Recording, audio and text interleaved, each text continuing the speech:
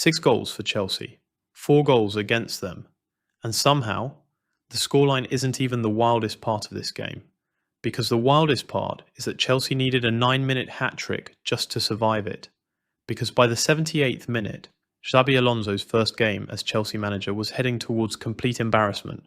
An A-League side had put 4 goals past a squad worth close to £1 billion. The question is, how? How does a Premier League club end up chasing the game 4 separate times against Western Sydney Wanderers? And more importantly, is Alonso's new system a genuine masterstroke or a high-wire act that will give every Chelsea supporter heart problems by October? Let's find out. On paper, Alonso started in a 4-2-3-1. The second Chelsea had the ball, it became an aggressive 3-2-5. Full backs tucked inside next to Dario Esugo, flooding the centre, then spreading wide the moment the opposition collapsed.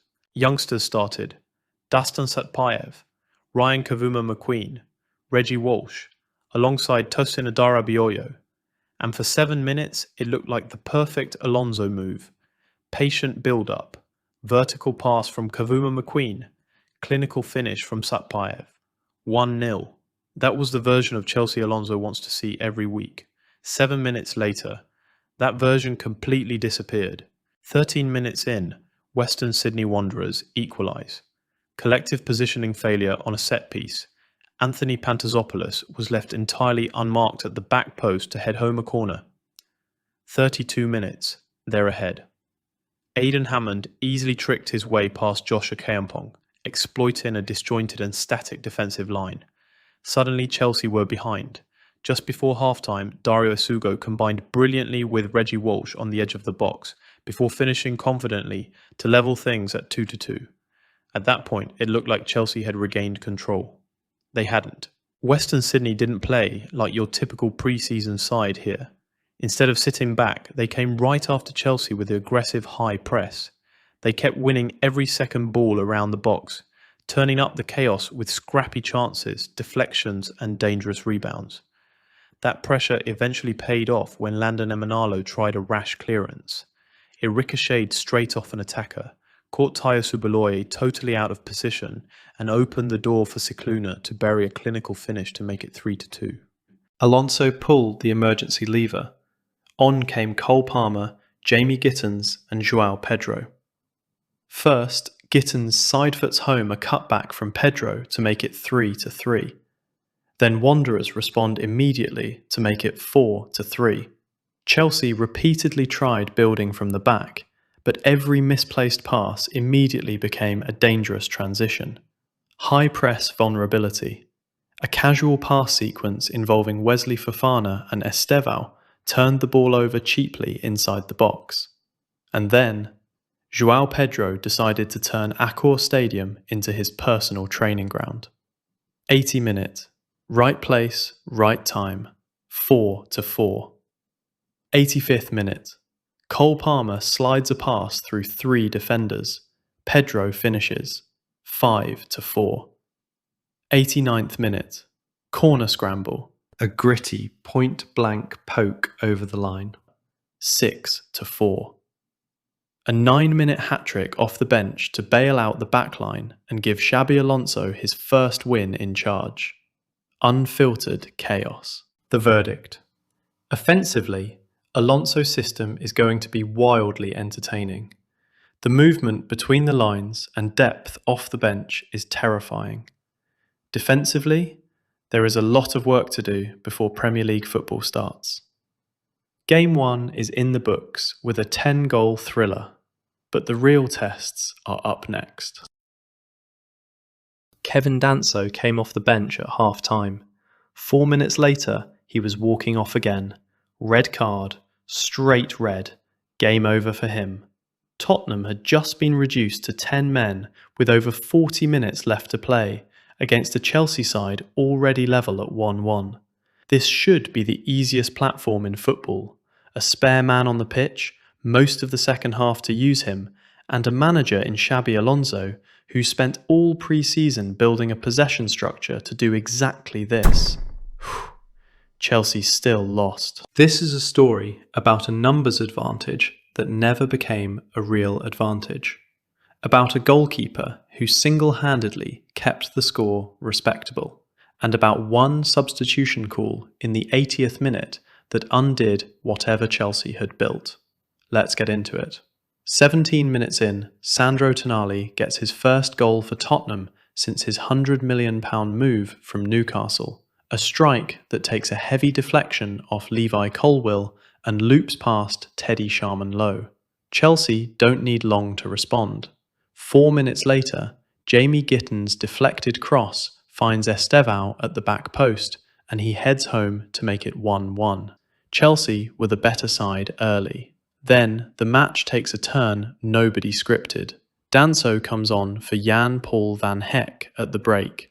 4 minutes later, he misjudges a back pass, loses his footing, and hauls down João Pedro as the last man. Straight red. Tottenham are down to 10 men with the better part of an hour still to survive. This is the moment that's supposed to decide the match. Here's the number that actually tells this story. Playing against 10 men for over 40 minutes, Chelsea finished with 4 shots on target. Tottenham, down a man, also had 4. It wasn't for lack of structure. Alonso's side pushed Jorrel Hatto inside to form a back 3, freeing Marco Palestra to get forward on the right, with Palmer floating between the lines. The shape was there. What wasn't there was the finish. Kinski produced save after save, tipping Esteval's shot onto the crossbar, denying him again moments later, then getting down to stop João Pedro. One goalkeeper, refusing to be broken. Chelsea had the extra man. They just couldn't get past the one man standing between them and it. In the 80th minute, Alonso makes 7 substitutions at once.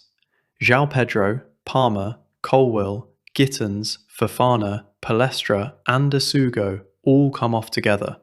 Almost the entire outfield spine replaced in a single stoppage. 10 minutes later, deep into stoppage time, Jamie Donnelly's low drive cannons back off the post. Richarlison reacts first and slides the rebound home. 2-1 Tottenham. A 10-man side, down to the wire, scores the winner off a brand new Chelsea backline that had been on the pitch for barely 10 minutes. Losing to a full-strength Tottenham is one thing. Failing to beat 10 men for 40 minutes with the same shot count as your short-handed opponent is a different kind of problem. That's not misfortune, that's lack of a killer edge. Over 43,000 fans filled the new Kai Tak Sports Park in Hong Kong, expecting a pre-season spectacle between Chelsea and Juventus. What they got instead was a cagey, tactical chess match, decided by a single piece of magic. Following their late loss to Tottenham in Sydney, Xabi Alonso's Chelsea dropped their second straight pre-season friendly, falling 1-0 to a second-half rocket from Edon Żegrowa. Let's look at how both teams set up tactically, and run through the Chelsea stock market to see who impressed and who struggled. Unlike previous games, where Alonso experimented with an asymmetric back 3 in possession, Chelsea deployed a structured 4-4-2. Danny Welbeck made his full debut alongside João Pedro up front, with Moises Caicedo captaining the team next to 16-year-old Mady Nicol-Jazuli in midfield. Juventus, on the other hand, set up in a compact 4-2-3-1. They were content to sit in a disciplined mid-block, letting Chelsea have the ball while closing off the central lanes. Without Cole Palmer or Enzo Fernandez available to unlock tight spaces between the lines, Chelsea's possession became somewhat predictable. The Blues moved the ball well around the perimeter, but clear opportunities were rare. Their most promising moment came early in the second half, when Caicedo split the midfield with a sharp pass to right-back Marco Palestra, but his effort went straight at the keeper. With neither side creating much in open play, it took an individual spark to break the deadlock. In the 68th minute, Juventus substitute Kenan Yildiz produced a clever one-touch flick on the edge of the area, setting up Edon Žegrova to curl a strike straight into the top corner. Alonso brought on Mikhailo Mudryk late on for his first appearance in 20 months after his anti-doping ban was overturned. But Juventus comfortably controlled the closing minutes to seal the win.